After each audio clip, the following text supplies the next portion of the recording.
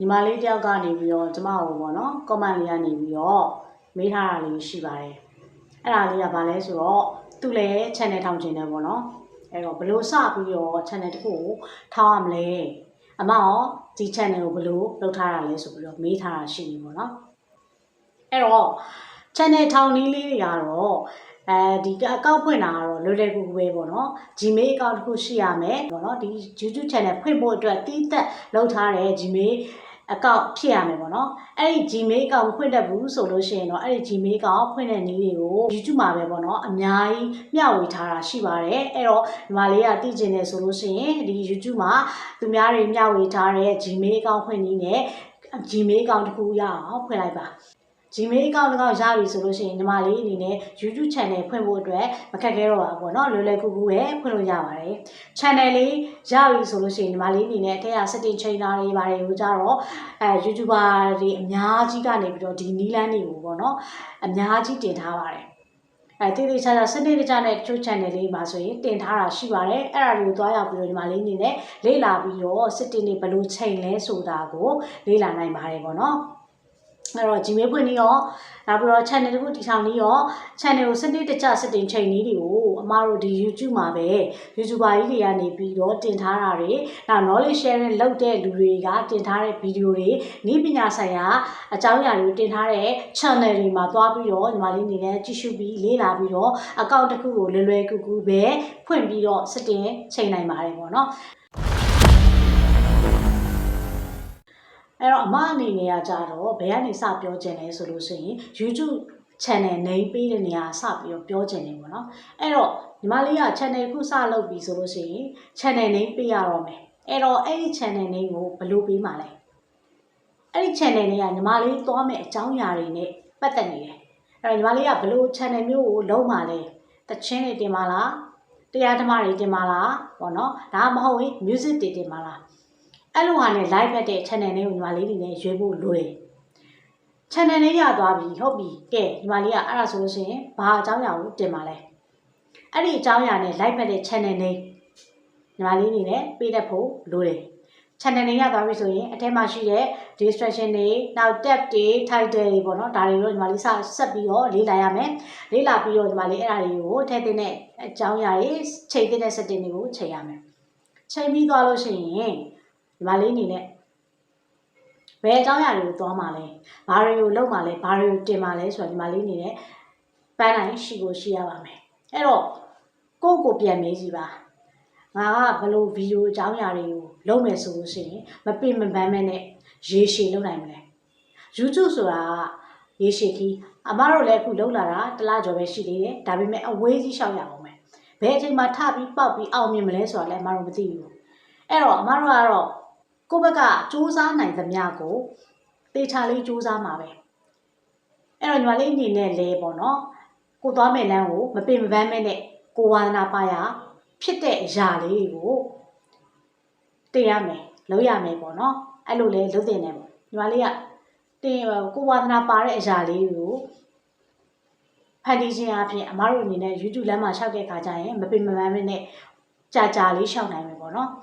အဲ့တော့ညီမလေးကကိုပြန်ပြီးတော့မေးပါပတ်ဝန်းကျင်ကိုမေးတာတဲ့ညီမလေးကိုညီမလေးပြန်ပြီးတော့မေးပါငါဘာဝါသနာပါတာလဲငါဘာလုပ်နိုင်တာလဲပြီးတော့ဘယ်အရာကိုငါကကြာလုပ်လို့ရှိရင်မပင်မနိုင်ဘူးလေအဲ့ဒါကိုစဉ်းစားရမယ်ညီမလေးအနေနဲ့စဉ်းစားလိုက်ပြီဟာဝါသနာပါတာလည်းမရှိပါဘူးကျွမ်းကျင်တဲ့ skill လည်းမရှိဘူးโอเคရတယ်ဘာစလုပ်မလဲဒီနေ့ကစပြီးတော့လေ့လာမယ်လေမွေးရတက်တာဘူးမှမရှိတာအဲ့တော့အမတို့ကဒီနေ့ကစပြီးတော့လေ့လာလို့ရတယ်ဥပမာဆိုကြပါစို့အမအကြံပေးရရင်တော့ညီမလေးအနေနဲ့ main ကလေးတယောက်ဖြစ်တဲ့အတွက်ကြောင့်မလို့အမတို့ကဆက်ချုပ်တာများတော့ဖြစ်တတ်ကြတယ်ပြီးလို့ရှိရင်လက်မှုပညာဇာတုပန်းထိုးတာလေးတွေအယုတ်ကလေးတွေလုပ်တာလေးတွေပုံဆွဲတာလေးတွေပေါ့နော်အဲ့ဒါတွေတက်မယ်ပြီးတော့ဟင်းသမီးချက်တက်မယ်ပြီးတော့စားတက်မယ်ပေါ့main ကလေးတွေအကျွမ်းကျင်ဆုံးလို့အဲ့ဒါတွေလုပ်တတ်ပြီဆိုလို့ရှိရင်ညီမလေးက channel တစ်ခုထောင်လို့ရပြီပဲဥပမာညီမလေးကအချက်ပြုတ်ကိုဝါသနာပါတယ်ဆိုရင် cooking blogger လုပ်လို့ရပြီလေညီမလေးကဒီနေ့ဘာချက်မှာတော့ချက်တဲ့အကြောင်းအရာလေးကိုညီမလေးကချက်နေတဲ့အချိန်လေးမှာသေချာ blog လေးရိုက်ပြီးတော့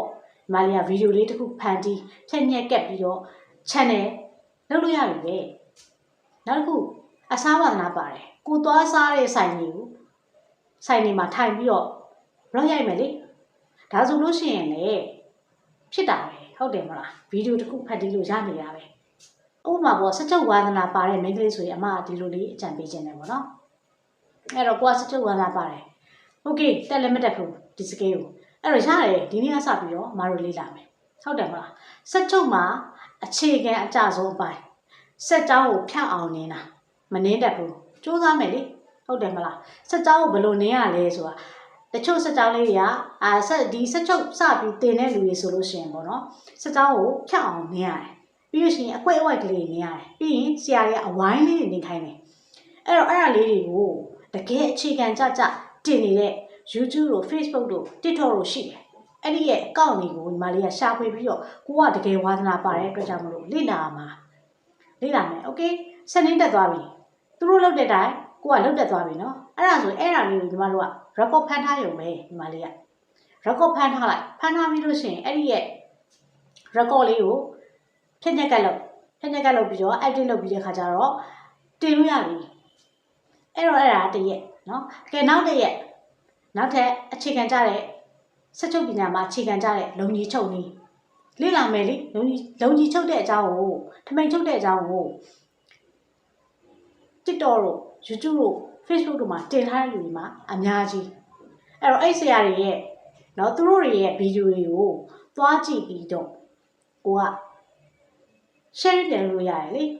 ချက်ချင်းသူတို့ရဲ့ဗီဒီယိုတွေကြည့်ပြီးတော့ကိုကလက်တွေ့လုပ်ကြည့်မှာပေါ့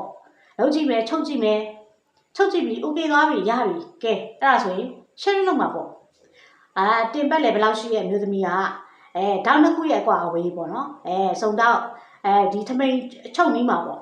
နှစ်နည်းရှိရပေါ့နော်တစ်ခုကပတ်လေတော့ချုပ်နီးနဲ့နောက်တစ်ခုကကျတော့စုံတော့ခွတော့ပေါ့နော်အဲ့လိုချုပ်နီးဆိုပြီးရှိတယ်အဲ့တော့ပတ်လေတော့ချုပ်မယ်ဆိုလို့ရှိရင်ဒေါင်းတစ်ခုနဲ့တစ်ခုနဲ့အကွာအဝေးကဘယ်လောက်အဲ့အကြောင်းလေးရှင်းပြလို့ရတယ်လေပြီးတော့ဒေါင်းအရှည်ကဘယ်လောက်ရှိမလဲ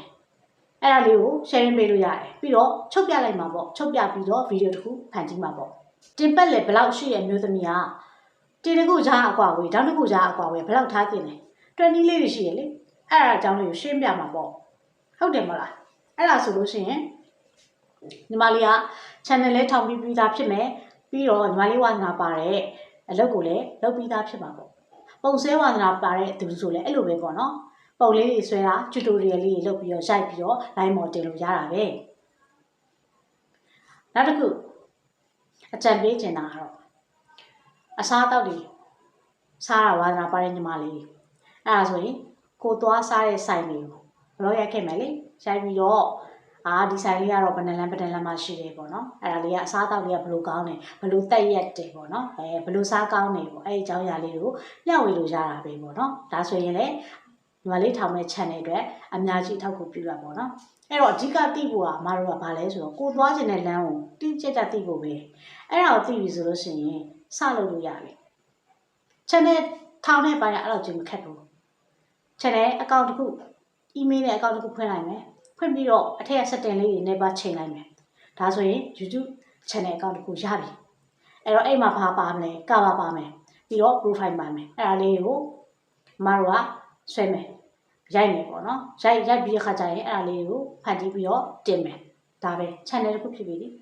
အဲ့တော့ကိုသွားမယ်လမ်းကြောင်းကအဓိကပဲအဓိကကတော့လေကိုကဘယ်လမ်းကြောင်းသွားမှာရေရှည်သွားမှာပေါ့ရေရှည်သွားမယ်ဖြစ်တဲ့အတွက်ကြောင့်မို့လို့ကိုတကယ်ဝါသနာပါမှလုံနိုင်မှာအဲ့တော့ YouTube လမ်းကြောင်းမှာအမတော့ရှောက်ပေမဲ့လို့အောင်မြင်မယ်လို့ဘယ်သူမှအာမမခံတာဘူးလေနော်အဲ့တော့ကိုဝါသနာပါတဲ့လောက်ကလေးကိုလုပ်ရင်းနဲ့အမတို့ကဖြည်းသက်တာရှောက်သွားပြီးတော့အောင်မြင်တဲ့နေ့ထိစောင့်ရမှာအဲ့ဒါတစ်ပိုင်းပေါ့နော်နောက်တစ်ချက်အကြံပေးချင်တာအမတို့က channel တစ်ခုထောင်ပြီးပြီကဲအဲ့တော့ content ကိုလုပ်မဲ့လမ်းကိုလည်းရွေးပြီးပြီဟိုဘာကိုလုပ်မှာပေါ့နော်ရွေးပြီးပြီဆိုလို့ရှိရင်အမတို့အဲ့ဒါနဲ့ပတ်သက်တဲ့ပညာရပ်တွေကိုအမတို့လေ့လာရတော့မယ်ဥပမာ16တာကိုပဲညီမလေးက channel ထောင်မယ်ဆိုလို့ရှိရင်ဒီ16တာနဲ့ပတ်သက်ပြီးတော့နေ့စဉ်လေ့လာရတော့မယ်ဒီနေ့ထမိန်ချုံကြီးတက်သွားပြီနောက်နေ့ကျရင်လွယ်ကူတဲ့ကလေးပေါင်းမီချုံကြီးဟာလားအဲ့တော့လေအရင်ထမိန်ချုံကြီးလိုပဲကလေးပေါင်းမီချုံကြီးကိုအမတို့က သွားကြည့်မယ်လေပညာရှင်တွေတင်ထားတဲ့ channel တွေမှာကြည့်မယ်ကြည့်ပြီးတော့ကိုယ်တိုင် like လုပ်မယ် like ပြီးတော့ချုပ်မယ်ချုပ်ပြီးတဲ့အခါကျရင်ညီမလေးကကျွမ်းကျင်သွားပြီဆိုလို့ရှိရင်မွေးကင်းသားလေးကိုဘောင်းမီကိုဘယ်လိုချုပ်ရပါလဲပြီးတော့6နှစ်9နှစ်သားလေးပြီးတော့10နှစ်17နှစ်သားလေးဘယ်လိုအတိုင်းအတာနဲ့ဂွယူပုံတွေ6ရောက်ရှည်ယူပုံတွေအဲ့ဒါတွေကိုညီမလေးကမျှဝေမယ်အဲ့ဒါဆိုလို့ရှိရင်လည်း channel လေးလုပ်ဖြစ်တယ်ပြီးတော့ညီမလေးဝါသနာပါတဲ့ဟာကိုလည်းလေ့လာပြီးသားဖြစ်သွားမယ်အဲ့လိုလေးတော့အမအကြံပေးခြင်းတယ်ပေါ့နော်နောက်တစ်ခုမှအကြံပေးခြင်းတာဘာလဲဆိုတော့ content creator အတိုင်း YouTuber blogger အားလုံးပေါ့နော်တက်မြောက်ထားတဲ့ပညာရေးတွေဆိုတာရှိတယ်အဲ့ဒါဘာလဲဆိုတော့အခြေခံအဖြစ်နော် content ရေးနည်းနဲ့ video editing skill ဉာဏ်လေးတော့ကတော့အမတို့ကတိကိုသိရမယ်တက်ကိုတထားမယ်ပညာရေးဖြစ်တယ်အဲ့တော့ content ရေးနည်းပေါ့နော် content ရေးနည်းဆိုရဲဥပမာညီမလေးက content ရေးနည်းအကြောင်းမှာညီမလေးကဒီ content တစ်ပုဒ်ကိုဘယ်အကြောင်းအရာကိုကိုကသွားမှာလဲအဲ့ဒါကိုညီမလေးက content ရေးတက်ရမယ်ရေးရမယ်ဥပမာဆက်ချုပ်တဲ့အကြောင်းအရာကွာခုနအမပြောခဲ့တဲ့ဟာဆိုလို့ရှိရင်ကဲကလေးပေါင်းမိချုပ်မယ်ကလေးပေါင်းမိချုပ်မယ်ဆိုလို့ရှိရင်ပထမဦးဆုံးပေါ့နော်ကလေးအစကိုဘယ်လိုလုပ်ရမလဲပြီးအတိုင်းတာဘယ်လိုလုပ်ရမလဲခွားကိုဘယ်လိုယူရမလဲဒါမျိုးတွေကိုညီမလေးကချိန်ရမယ်အဲ့တော့ကိုဒီဆက်ချုပ်တဲ့ဗီဒီယိုတွေဆိုများသောအားဖြင့်လုပ်ပြတယ်လုပ်ပြပြီးတော့နောက်ကနေပြီးတော့audio ပြန်ပြီးတော့သွင်းကြတာများတာပေါ့နော်အဲ့ခါကျတော့ဒီပေါ့ဒီရဲ့မရရဲ့ဒီ content တွေကိုဇက်ညိုးပေါ့တေချာလေးခြိုင်ရမယ်ဘာပြီးရင်ဘာပြောမယ်ဘာပြီးရင်ဘာပြောမယ်ပေါ့နော်အဲ့လိုခြိုင်ပြီးတော့ content တွေပြင်ဆင်ရမယ်ပြီးတော့အဲ့ဒီရဲ့ video ကိုညီမလေးတို့ကအခြေခံအဖြစ်တော့အလုံးဝ edit တက်ရမယ်အမတို့လို YouTuber စလုပ်တဲ့သူတွေဖြစ်တဲ့အတွက်အမတို့က editor တွေလည်းမငားနိုင်အဲ့တော့ကိုရိုက်ထားတဲ့ video လေးကိုကိုကလေ့လာထားတဲ့နီးလေးနဲ့ကိုကပြန်ပြီးတော့ edit လုပ်တတ်ရမယ်အဲ့တော့laptop တွေပါတယ်နေပေါ့နော် website တွေသုံးပြီးတော့တကယ် premium ဆန်း edit ဒါတွေကိုမလေ့လာနိုင်သေးတဲ့အချိန်မှာအမတို့ဖုန်းနဲ့ပဲလွယ်လွယ်ကူကူလုပ်လို့ရတဲ့ edit အမျိုးအစားတွေရှိတယ်အဲ့ဒါပါတယ်ဆိုတော့ CapCut တို့ VN တို့နောက် InShot တို့ပေါ့နော်အဲ့ဒါတွေကိုတော့သုံးခုလုံးကိုမဟုတ်ဘူးတစ်ခုလောက်ကိုပဲကျွမ်းကျင်တက်ထားရင်ကိုအမားတို့ရဲ့ video အတွက်အလုပ်ဖြစ်တယ်အဲ့တော့အမားဆိုလို့ရှိရင်အခု CapCut ကိုလေ့လာတယ်ပေါ့နော်အဲ့တော့ CapCut နဲ့ဖြန့်ညက်ကတ်တွေအကြောင်းကိုအခြေခံစပြီးသိကျင်နေဆိုရင်အမားရဲ့ရှေ့ရ video တွေကိုသွားကြည့်လို့ရတယ်အဲ့ဒီမှာ CapCut ရှေ့ခံကိုသင်ပေးထားတယ်အမားရဲ့အဲ့ video လေးကိုကြည့်ပြီးလို့ရှိရင်ညီမလေးက video တစ်ပုဒ်ကို edit တက်သွားလိုက်မယ်တကယ်ကိုအခြေခံလွယ်လွယ်ကူကူလေးပေါ့နော်အမလေးလာထားမိဒီလိုလေးပြဝေထားတာဖြစ်တယ်အဲ့တော့ရှေ့ရဗီဒီယိုလေးကိုတွားကြည့်ရင်ညီမလေးအနေနဲ့အဲ့ဒီ edit ပိုင်းကိုနားလည်သွားပါလိမ့်မယ်အဲ့ဒါက YouTuber တယောက်အတွက်မရှိမဖြစ်လိုအပ်တဲ့ skill ပေါ့နော် edit skill နောက်ပြီးတော့ content skill အဲ့ဒါပြီးလို့ရှိရင်မတို့အတွက်ခက်ခဲတဲ့အပိုင်းအစပိုင်းမှာခက်ခဲတဲ့အပိုင်းတစ်ပိုင်းရှိတယ်အဲ့ဒါဘာလဲဆိုတော့ဒီကင်မရာရှိမှာကင်မရာကြောက်တဲ့စိတ်အဲ့ဒါတော်တော်ဆိုးတယ်နော်အမဆိုလို့ရှိရင်တနခွဲလောက်ကိုအပြင်မှာနော်နေတိုင်းဖုန်းကင်မရာကြီးဖွင့်ပြီးတော့လေ့ကျင့်တာပဲဒါပေမဲ့တကယ်တမ်းရိုက်တဲ့အခါမှာကျတော့ကြောက်တယ်အချက်ထားတယ် content တွေကတ်တွေကြက်ထားတယ်ရတယ်ပေါ့နော်โอเคဒါပေမဲ့ဖုန်းကင်မရာဖွင့်ပြီးရိုက်လိုက်ပြီဆိုရင်အကုန်မေ့သွားရောချက်ပြောင်းငှက်ပြောက်ပျောက်သွားရောဘယ်ဟာစလို့စရမလဲအစလေးရသွားပြန်ပြီဗီဒီယိုရက်လိုက်ရပြန်ပြီပြန်ကြည့်လိုက်ရပြန်ပြီတကယ်ပါပဲအခုနောက်ပိုင်းအမဗီဒီယိုတွေတပုတ်တင်လာတဲ့အခါမှာပြန်ပြီးတော့ရင်ဗီဒီယိုကြည့်မိတယ်အဲ့ကကြရင်အမရဲ့အဆက်အပိုင်းတွေကများတယ်ပေါ့နော်ဒီလိုတောက်လျှောက်စကားပြောဖို့အတွက်အဆင်မပြေဘူးအခုထိလည်းအရန်ကြီးအဆင်မပြေသေးဘူးပေါ့နော်အဲ့တော့စကားတွေကိုတောက်လျှောက်မပြောနိုင်သေးဘူးအမရဲ့ပထမဦးဆုံးဗီဒီယိုမှာဆိုရင်ပို့ဆိုးတာပေါ့အဲ့ဒီမှာဆိုလို့ရှိရင်စကားပြောတာသူက9မိနစ်ကျော်လေးပဲ9မိနစ်ကျော်ဗီဒီယိုလေးကိုအပိုင်းဆက်တွေအများကြီးကတ်တွေအများကြီးဆက်ထားတယ်မှားသွားပြန်ပြီဖြတ်ပြန်ပြီဆက်ပြန်ပြီစူးစမ်းပြန်ပြီပြန်လို့ပြန်ပြီနဲ့နောက်ဆုံးအဲ့ဒီတိုင်းပဲမှတင်လိုက်ရတယ်ဆက်ပြီးမပြောနိုင်တာမပြောနိုင်တော့တာအကောင်းဆုံးကိုပြောနိုင်တော့တာအဲ့တော့အဲ့လိုပဲပြောကြည့်ရင်နဲ့အမားတို့ကစကားပြောတာချောလာအဆင်ပြေလာတာအဲ့တော့ကင်မရာကြောက်တဲ့စိတ်ကို ဖြောက်ပါဖြောက်အောင်လုပ်တဲ့နီလန်းလေးအမရဲ့ share video မှာသွားကြည့်ပါ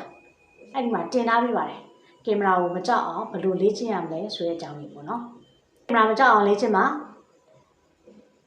content creator တွေလိုအပ်တဲ့ editing skill တွေနောက် content ရင်းနှီးတွေကိုလေ့ကျင့်ပါ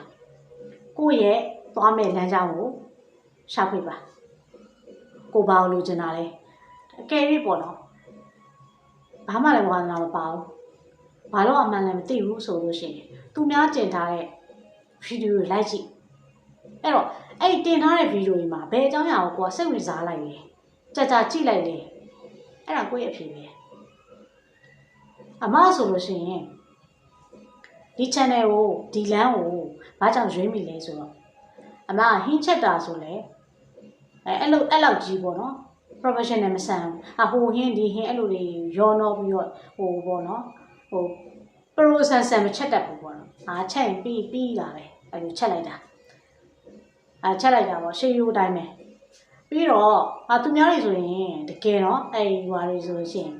ချက်ပြုတ်ကျွမ်းကျင်သူတွေဆိုရင်လေဟင်းလေးတွေကိုတကယ်စားကောင်းအောင်အတွဲဆက်ကလေးနဲ့ချက်တာလေအဲ့လိုမျိုးကိုကလည်းမချက်တတ်ဘူးပြီးတော့နောက်တစ်ချက်ကဈေးဝယ်ထွက်တာတို့အပြင်စားတွေရှောက်စားတာတို့ပေါ့နော်အဲ့လိုတွေကြတော့လေတိတ်ကဝမ်းနာမပါဘူးအဲ့လိုကြတော့လေအဲ့တော့အမစဉ်းစားတယ်ပေါ့နော်ငယ်ငယ်တော့ကတည်းကဆွဲမြဲလုံနိုင်တဲ့အလုပ်တစ်ခုရှိတယ်ဘယ်တော့မှလုပ်ဖို့မပြင်းဘူးအဲ့ဒီလုပ်ကိုအဲ့ဒါဘာလဲဆိုတော့အမစာဖတ်တာစာဖတ်တယ်အဲ့စာဖတ်ဖို့အတွက်ဆိုစာအုပ်ထူပါဘလို့ဖြစ်စာအုပ်တွေ့လိုက်ပြီဆိုရင်ဖတ်တော့တာပဲ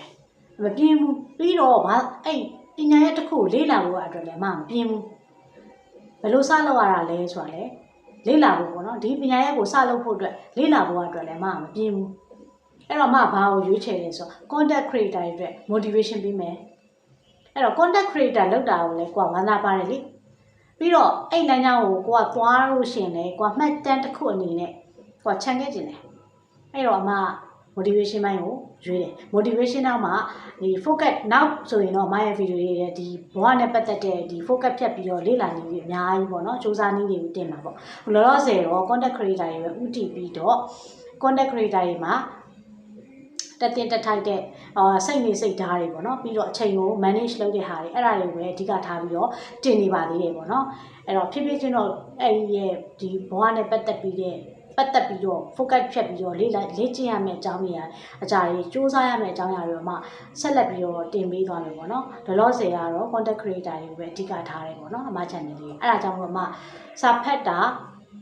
မပြင်းတဲ့သူဖြစ်တဲ့အတွက်ကြောင့်မို့လို့ဒီလမ်းကိုရွေးချယ်တယ်အဲ့လိုပဲမလေးအနေနဲ့စဉ်းစားရမှာလေကိုကဘာကိုရေရှည်လုပ်နိုင်လဲဆိုတာစဉ်းစားရမှာစဉ်းစားပြီးတော့လမ်းကြောင်းတစ်ခုကိုရွေးပြီးလို့ရှိရင်အဲ့ဒီလမ်းကြောင်းနဲ့သက်ဆိုင်တဲ့ channel တွေကိုပေးပြီးတော့တက်တွေဘာတွေညာတွေပေါ့ကွာအဲ့ဒါတွေတွေးတာတွေကိုလေးလာ